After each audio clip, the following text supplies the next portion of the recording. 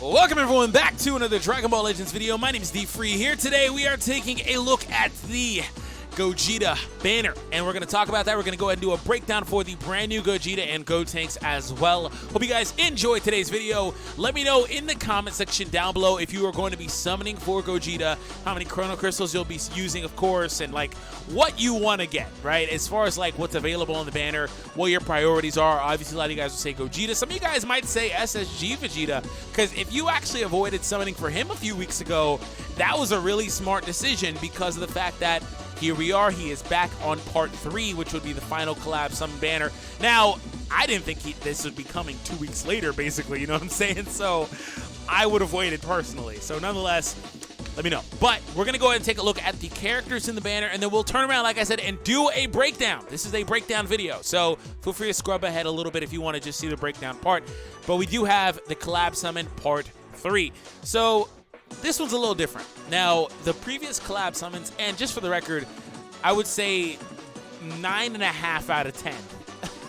Because I don't know the exact ratio, but majority is the point of Legends banners only include a handful of Sparkings. This one includes a gazillion. There are 30-something Sparkings on this banner. Now, it's very easy to look at this and say, well, this banner is going to be crazy because of the fact that there are so many characters on it, and that just means that I'll never pull what I want. But do understand that every character has a drop rate. 0.09 is what you're going to see for every character that's not one of the features. And then when we come down, the other characters that are featured aside from Gogeta all have 0.25. Blue Broly is here. He's going to blue ball a lot of you guys. I'm sorry about that. Maybe even me too, but maybe he gets a buff soon. I hope he does. I feel like he will. Anyways, that being said, 0.25, which admittedly isn't great for these characters if you really want these characters, but, you know, the long story short, Gogeta is the only one that has a 1% drop rate. So the banner is weighted towards Gogeta, basically, because he has the best individual rate on the banner. Typically, the other featured units would also have 1% rates. And again, that's not the case. There's also not a 5th unit, probably so they can squeeze all these other characters in with their drop rates as well. But again, you're either going to get Gogeta if you're going to get something. You know, the odds are you're going to get Gogeta. If not, you're going to get one of these characters, and maybe you want them, maybe you don't. So we'll just kind of see how that all breaks down. I wish you all good luck. Now, I was looking at the 999 Z-Power banner. There is no statistical difference between the banners. They are exactly the same. I know some people say, you know, you have better drop chances on the regular banner. It's 100% preference. Summon on what you want to summon on, but if you're going to do a multi-summon, it's better off. You're better off getting the 999. But nonetheless, up to you. But again, the rates are entirely the same. You can see the numbers. 1% still for Gogeta, 0.25. All the other characters, same thing. So ultimately, though, you know, long story short, Gogeta should be what a lot of you guys get. If you're, let me just go ahead and summarize it this way. If you are lucky enough to be in a situation where you are going to pull a featured unit, odds are 0.25, 0.25, 0.25, and 1%. Odds are it will be Gogeta. Keep that in mind. And if you get the new animation, it should be Gogeta. So, yeah, anyways, let's go ahead and take a look at some of the stuff. So, to begin, we'll take a look at the brand new Gogeta. These are the stats pre-transformation without soul boosting. These are the stats post-transformation without soul boosting. Melee, not melee, range-based character. So they have really been trying to push ranged characters lately a little bit more. You know, a lot of people's preference has always been melee, but I'm starting to really appreciate Blast a lot more. It's just a different playstyle, right? So it's not bad innately, but we'll see what happens. Anyways, so obviously has the regular tags, Saiyan, Super Saiyan, Fusion, Fusion Warrior. So this is I'm just going to say this really quick. I do think when it comes to Potaras eventually, I don't think they're going to have one of these tags, but I do think they'll have the other. They're probably not going to have the Fusion Warrior tag because that's the one that's getting buffed here. But they might have the Fusion one. And I think Fusion is here because it's going to be a more general one that includes any character combination. So we'll see what happens. But anyways, that being said, let's go ahead and scroll down and take a look. So 2200 key restore, 1300 crit. Those are good numbers. Not bad. Not great, but good. Anyways, main ability.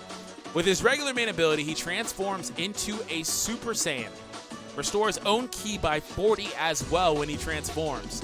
Now, let me see if any of these other numbers change. His ki restore and crit don't seem to change, so we'll come back to the transform state. Right now, we're looking at him in his regular state. He can transform after 10 counts, so that's really, really quick. Unique ability. Special move damage inflicted increases according to the number of timer counts elapsed with current character, up to 50%. So the longer he stays in the battle, the more damage his special move, his blue card, will do. The Stardust Fall will do more damage, up to 50%. For 5 counts, it's 20%. For 10 counts, it is 50% to special move damage. Effect resets after character switch or transformation.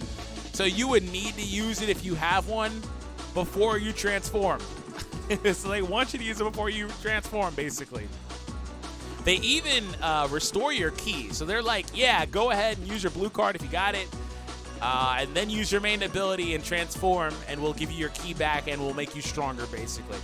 The star arrives, plus 40% to damage inflicted. Yes, a general damage boost, not blast or strike, whatever. Damage inflicted for 20 counts when this character enters the battlefield. Wow. Just for being there, he gets a bonus. Restores own ki by 20 when this character evades an enemy's attack with a vanishing step. Who does that? Is that Trunks? I think that's ripped right out of Trunks' kit, which is good because I always like that. This Trunks has a really solid kit as far as like some of the things he can do. Restores ki by 20 when this character evades. Yeah, he basically just ripped it from Trunks' kit. So that's cool. I don't mind that. So by vanishing, you do get more ki as well. So that puts you in a position where you can punish your opponent if you bait them or whatever the case is. So the way he is pre-transformation is that he wants to use his special move, and he's gearing up towards that. You know, the longer he stays out there, the more bonus damage that he gets on it and things of that nature. He also gets a free 40% of damage inflicted just for being there, right? That's crazy. We go ahead and take a look at said special move. Massive explode damage plus 10% to damage inflicted for 15 counts upon activation. It does not need to land. It also has blast armor, and it is a charging forward attack. Okay, so he still has the blast armor even pre-transformation. That's really good. I believe in the video he was transformed. I could be mistaken, but I'm pretty sure he was transformed. The green card, plus 20% to blast damage inflicted, minus 10 to own blast arts cost for 10 counts. So now they allow you to spam blast cards. I was really hoping that in his kit he would have something, oh well, he could in the Super Saiyan form, to be fair. I was really hoping that he would just have something like Gohan where it was just always cheaper to have blast cards. Because Gohan's blast cards being 24 cost instead of 29 or whatever is really good. It's really good. It makes them a lot more easily usable. So let's see. Once he transforms, his main ability, of course, charges up again. He draws a blue card next, plus 30% to damage inflicted for 15 counts as well. General damage, again, it's not specifying blast or anything like that. I'm making it a point to point that out so people know that the buffs are different. Restores his own health now by 20%. So damage bonus, check. Special move card draw, check. Health restoration, check. 10 timer counts, really easy to use. Very good. Okay, so unique ability.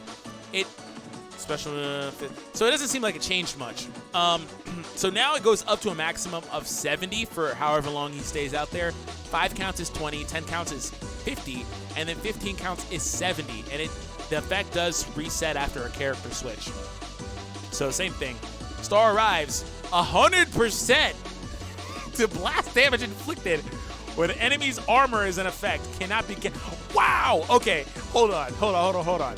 If you are up against Broly, hold on. Let me say this from the other perspective. If you are Broly or Cooler or a mirror matching Gogeta for that same point, any character with blast armor, Gohan, oh my goodness, Gohan being red is horrendous unless he has his neutral going. But like, if you are, this is how I'm reading this, right? Oh, I might have been looking at the wrong stats earlier.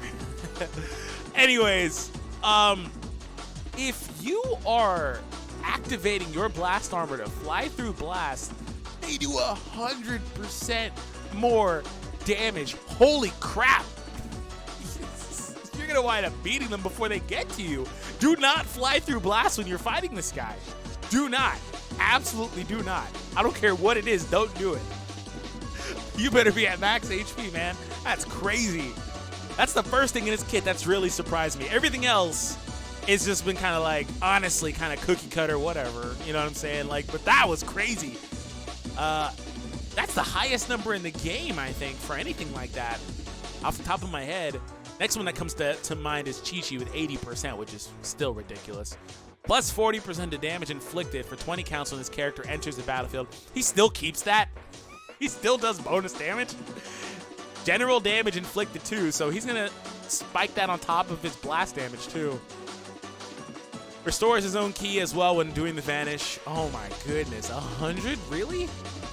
Okay, so what does your special do now? And now he draws it, by the way, with his main.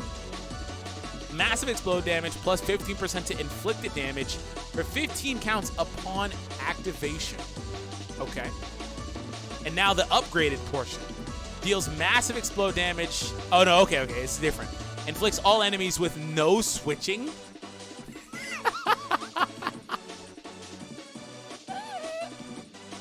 No switching, really?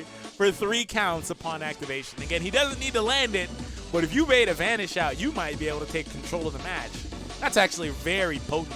You know, 3 seconds was a very cautious approach to an ability like that. And I'm happy. Plus 15% to damage inflicted upon activation, blast armor as well. Wow. So only 15. The normal part is irrelevant, just the upgraded part. That's crazy. Green card plus 20% to blast damage inflicted, minus 10 to own blast arts cost. All of that was the initial part. Enhances the next special move arts card used. Cannot be overlapped, meaning it doesn't stack. Plus 30% to damage, special move damage, and minus 20 to the cost of the card. Oh, why? Why? This green card effectively turns his blue card into a supercharged 30 cost special. Wow. This Stardust Fall is going to do so much damage. Wow. Okay. Now I'm a little impressed, man. That's actually looking pretty nice. Okay. Awesome. He was worth the wait, man. That's crazy. As always, we do gotta kind of use the units to see, but still. Wow. All right, Gotenks, pre-soul boost, defense type. Interesting. Very interesting he's a defense type. 22, 30, 13, 9. These are basically the same numbers as Gogeta. Those are pretty much standard numbers these days for those two stats. All right, main ability. Destroys all of your cards and randomly draws 4 new ones. That's really good. That is really, really, really good. If you were in a sidestep chain or a combo chain and you used your whole hand, you literally draw a whole new hand. That's really good. Really good. And if there's something in your hand you didn't want for some reason, you can destroy it and draw new cards. It reminds me a lot of King Piccolo's green card, which I always loved. Forcing a new hand reload was really good. Also, heals by 25%. 15 counts must elapse. Unique ability. Increases his arts card draw speed level by 1 for 10 counts when he enters the battlefield.